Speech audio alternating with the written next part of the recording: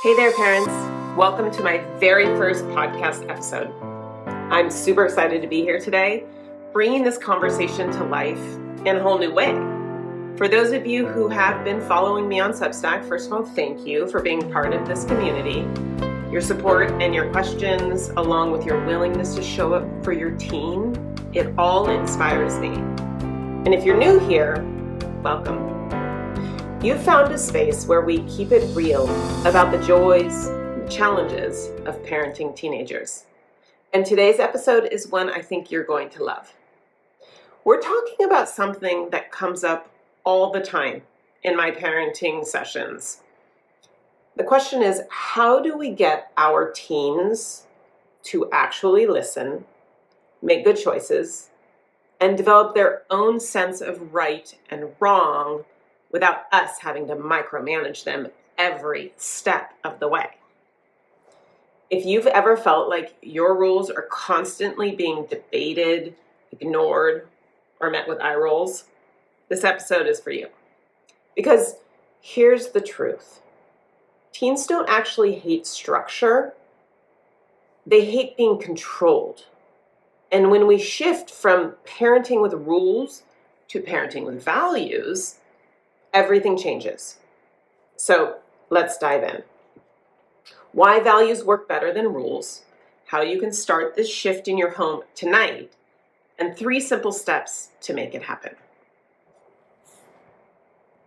First, let's talk about why rules don't always work with teenagers. Teen brains are wired for independence. It's literally part of their developmental job to push against authority, question limits, and figure out their own identity. This is why when we say, "because I said so," their brain translates it as challenge accepted. But here's something fascinating. Teens don't actually hate structure. What they resist is control. They don't want to be micromanaged, but they do want guidance. And when that guidance is rooted in something deeper than just rules, when it's based in values, they're much more likely to internalize it. Think about it this way. A rule says, be home by 10. A value says, we prioritize safety and trust in this family. One feels restrictive, the other gives context. And when teens understand why something matters, they're far more likely to respect it, even when you're not around to enforce it. So how do we shift into value-based parenting? Here's a simple 3-step method you can start using right away, maybe even tonight. Step 1, identify your core family values. Before we can guide our teens with values, we have to actually define what those values are. And no, because I don't want you to be irresponsible, it's not a value. I always encourage parents to choose 3 to 5 core values that truly represents what they want to instill in their kids. Some examples might be respect, responsibility, kindness, that's mine, integrity, hard work, honesty. What are the values that define your family? If you're not sure, think about qualities you admire in people. What do you hope your teen carries with them into adulthood? Once you have those values, write them down. Talk about them at the dinner table. Let your teen be part of the conversation, because when they help define the values, they're more likely to live by them. Step 2, replace rules with value-based expectations. This is important. Once you know your values, the next step is to shift your language from rules to expectations based on those values. Let's say honesty is a core family value. So instead of saying, if I catch you lying, you're grounded, you can say, in this family, we value honesty. I need to be able to trust you, and I will always be honest with you too. That's how we build strong relationships. Or let's say responsibility is a value. Most of us have a value of responsibility, right? So instead of, if you don't get your homework done, no phone for a week, try this. In our family, we value responsibility.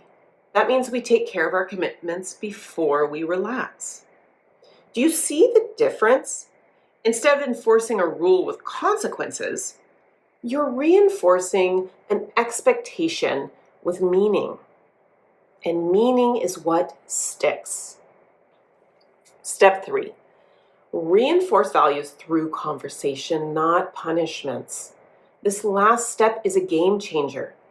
Instead of waiting until a rule is broken and enforcing a consequence, use everyday moments to reinforce your values. Here's an example. Your teen comes home late.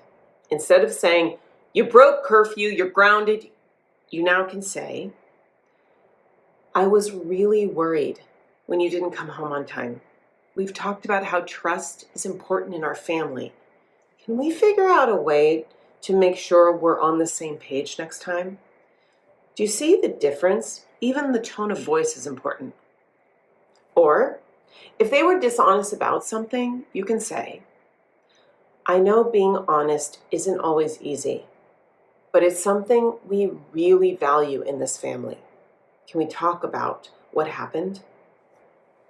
Do you notice what's happening here? You're keeping the focus on the value, not the punishment. This keeps your teen engaged in the conversation instead of shutting down, getting defensive, and rolling their eyes, right? So when teens feel heard instead of punished, they're far more likely to actually learn from the situation. And our job is to teach them about consequences. So here's my final thoughts. You're building their inner compass. At the end of the day, our job as parents, it isn't to control our kids. It's to prepare them. We want them to have an internal compass that guides their decisions long after they leave our house. Rules will only get them so far, but values, those last a lifetime. So tonight, try this. Identify a core family value and talk about it with your teen. Look for an opportunity to replace a rule with a value-based expectation. And next time a conflict arises, shift the conversation from punishment to values. I promise you, this small shift will change everything. Okay, that's it for today. If you liked this episode and it resonated with you, I'd love to hear your thoughts. I really want to know what you think. You can reply right here on Substack. You can send me a message or share this with a friend who might need it.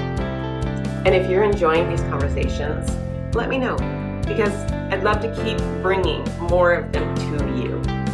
Remember, you're not alone in this. You've got this, and I'm right here with you every step of the way. Welcome to the village.